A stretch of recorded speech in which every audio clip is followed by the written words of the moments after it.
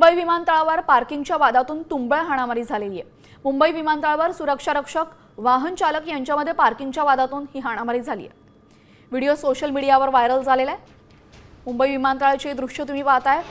मुंबई विमानतळावर यावेळेस वाहन चालक आणि तिथले सुरक्षा रक्षक यांच्यामध्ये पार्किंगच्या वादातून राडा झालाय।